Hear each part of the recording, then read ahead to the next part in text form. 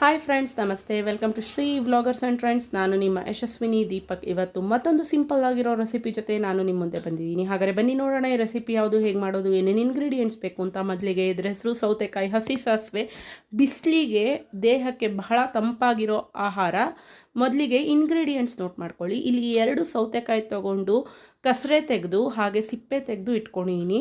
ಸಿಪ್ಪೆ ತೆಗೆದ ನಂತರ ಸೌತೆಕಾಯಿನ ಹೋಳಾಗಾರು ಹೆಚ್ಕೋಬೋದು, ಇಲ್ಲ ಸಣ್ಣಕ್ಕೆ ತುರಿಬೇಕಾದ್ರೂ ತುರ್ಕೋಬೋದು. ನಾನು ಇಲ್ಲಿ ತುರಿದು ಇಟ್ಕೊಂಡಿದ್ದೀನಿ. ನಂತರ ಒಂದು ಮಿಕ್ಸಿ ಜಾರ್ ತೊಗೊಂಡು ಮಿಕ್ಸಿ ಜಾರ್ಗೆ ಸ್ವಲ್ಪ ಕೊತ್ತಂಬರಿ ಸೊಪ್ಪನ್ನ ಬಿಡಿಸಿ ತೊಳೆದು ಹಾಕಿದ್ದೀನಿ. ಹಾಗೆ 2 ಹಸಿಮೆಣ್ಸಿನ್ಕಾಯಿ, ಇದಕ್ಕೆ ಖಾರ ಜಾಸ್ತಿ ಬೇಕಾಗಲ್ಲ. 2 ಹಸಿಮೆಣ್ಸಿನ್ಕಾಯಿ, ಅರ್ಧ ಕಪ್ ಕಾಯಿ ತುರಿ ಹಾಕ್ತಾ ಇದ್ದೀನಿ.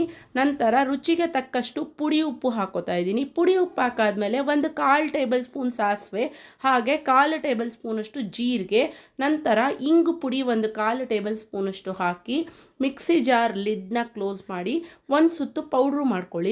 ಅದು ಒಂದು ಸುತ್ತು ಪೌಡ್ರ್ ಆದಮೇಲೆ ಸ್ವಲ್ಪ ನೀರು ಸೇರಿಸ್ಕೊಳ್ಳಿ. ಇದಕ್ಕೆ ಒಂದು 1/4 ಲೋಟ ಅಷ್ಟು ನೀರು ಹಾಕ್ಕೊಂಡ್ರೆ ಸಾಕಾಗುತ್ತೆ. ನೋಡಿ, ಇದು ಪೌಡ್ರ್ ಆಗಿದೆ. ಇದಕ್ಕೆ ನಾನು 1/4 ಲೋಟ ನೀರು ಸೇರಿಸಿ ಒಂದು ರೌಂಡ್ ಪೇಸ್ಟ್ ಮಾಡಿದ್ದೀನಿ ಈ ಥರ. ನಂತರ ಒಂದು 1/4 ಕಪ್ ಗಟ್ಟಿ ಮೊಸರನ್ನ ಹಾಕಿ ರುಬ್ಕೊತಾ ಇದ್ದೀನಿ.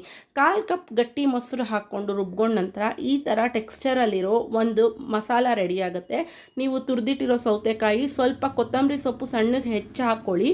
ನಂತರ ಈ ಮಸಾಲೆ ಹಾಕ್ಕೊಳ್ಳಿ. ಉಪ್ಪು ನೋಡ್ಕೊಂಡು ಹಾಕ್ಕೊಳ್ಳಿ, ಹಿಂದೆ ಕೂಡ ಹಾಕಿರ್ತೀರ, ಅದರಿಂದ ನೋಡ್ಕೊಂಡು ಹಾಕ್ಕೊಳ್ಳಿ. ಹಾಗೆ ಒಗ್ಗರಣೆ, ಸಾಸಿವೆ, ಜೀರಿಗೆ, ಒಣಮೆಣಸಿನ್ಕಾಯಿ, ಇಂಗು ಒಗ್ಗರಣೆ ಮಾಡಿ ಇದಕ್ಕೆ ಹಾಕ್ಕೊಂಡು ಮಿಕ್ಸ್ ಮಾಡಿಕೊಂಡ್ರೆ ಹಸಿ ಸಾಸಿವೆ ಸೌತೆಕಾಯಲ್ಲಿ ಮಾಡಿರೋವಂಥದ್ದು ಬಹಳ ರುಚಿಯಾಗಿರುತ್ತೆ. ಬಿಸಿ ಅನ್ನದ ಜೊತೆ ತಿನ್ನೋಕ್ಕೆ ಚೆನ್ನಾಗಿರುತ್ತೆ, ಹಾಗೆ ಬರೀದು ಕೂಡ ತಿನ್ನೋಕ್ಕೂ ತುಂಬ ಚೆನ್ನಾಗಿರುತ್ತೆ.